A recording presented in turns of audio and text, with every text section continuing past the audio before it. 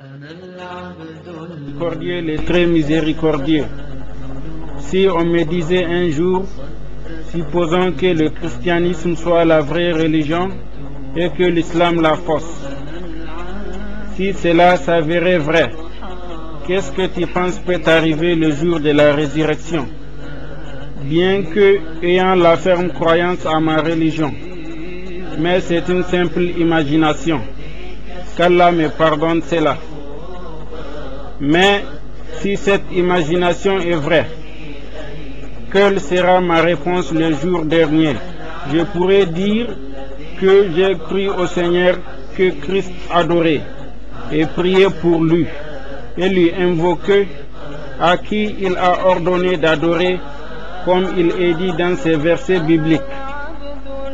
Qu'ils te connaissent, toi seul, le véritable Seigneur. Mais moi, je n'appliquais pas la doctrine chrétienne. Donc, comment sera ma réponse à la question qui confère à Jésus le droit de la divinité? Exactement, moi je n'y crois pas. Mais cela n'est pas une infidélité, car les chrétiens disaient que Dieu et Jésus sont un.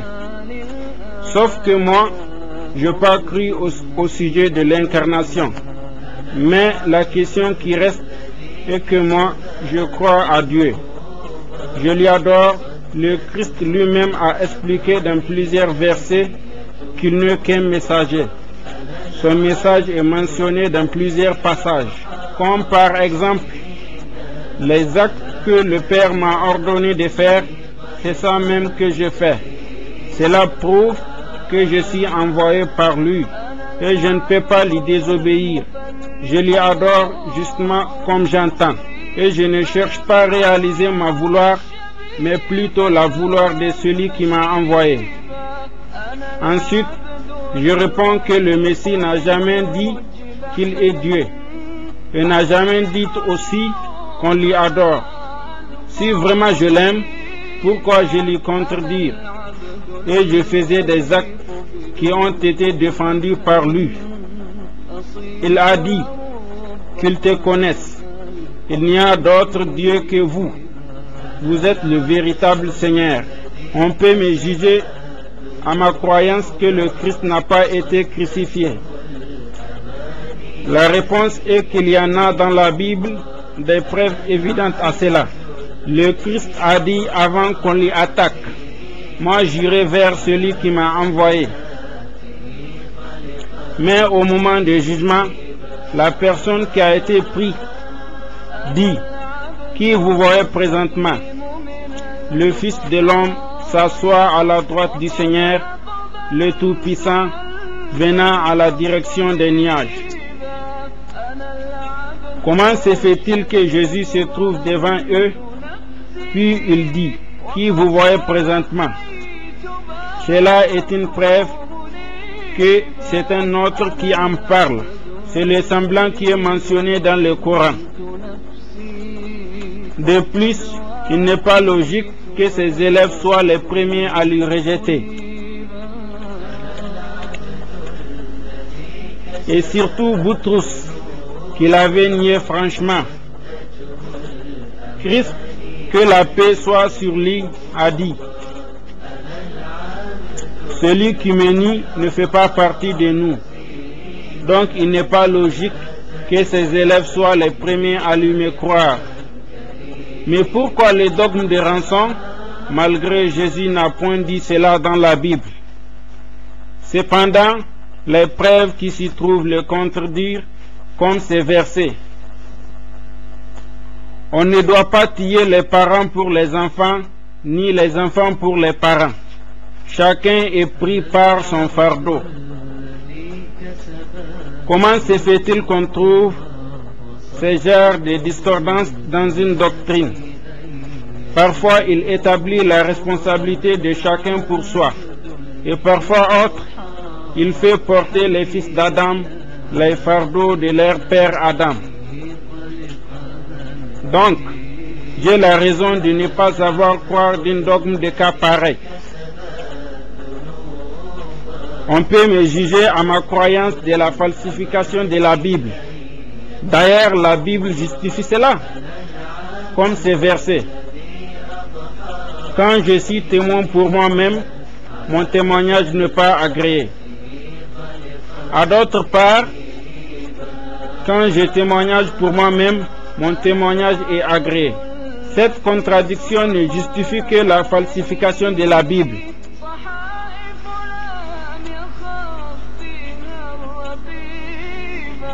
De même que les prêtres sont témoins à cela.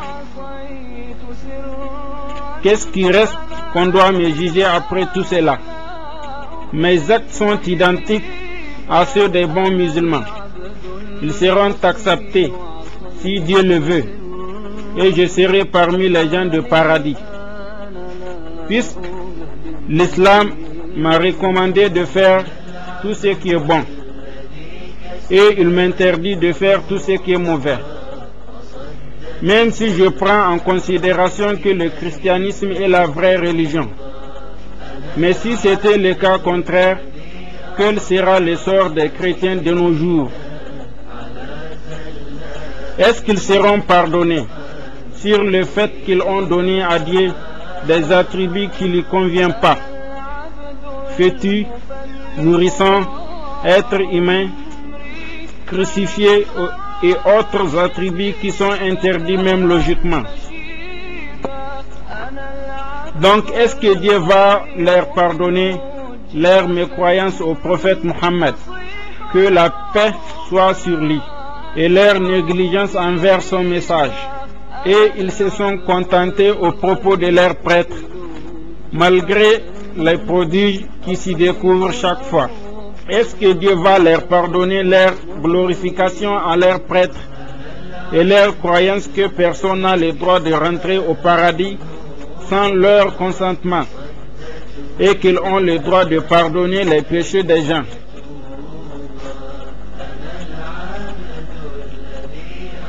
Tout cela sont des polythéistes. Tout cela sont des polythéistes que Dieu ne pardonne jamais. Ici, on doit répondre à une question très importante. Dans notre religion, Dieu s'est qualifié pardonneur, le très miséricordieux. Donc pourquoi il ne pardonne pas à ces gens-là? Dans ce cas, la réponse vient de lui le très haut. La réponse vient de lui le très haut. Certes, Allah ne pardonne pas qu'on lui donne quelqu'un associé. À part cela, il pardonne à qui il veut. Ô toi musulman, prosterne-toi à ton Seigneur qui t'a fait musulman, et sois reconnaissant à celui qui t'a accordé sa sûreté. Ô toi chrétien, invoque ton Seigneur, le Seigneur des Messies et le Seigneur de l'univers, celui dont le Christ invoque, de vous montrer le droit chemin là où il est.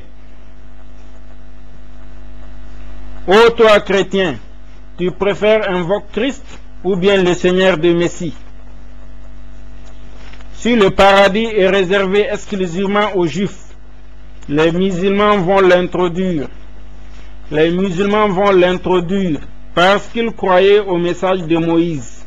Et si le paradis est réservé aux chrétiens spécialement, les musulmans vont l'avoir accès puisqu'ils croyaient au message de Jésus.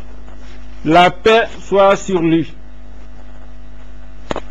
Mais si le paradis est réservé aux musulmans, les autres n'ont pas le droit de l'introduire parce qu'ils n'ont pas cru au message du prophète Mohammed. Que la paix soit sur lui. Et quiconque désire une religion autre que l'islam ne sera point agréé, et il sera dans l'au-delà parmi les perdants.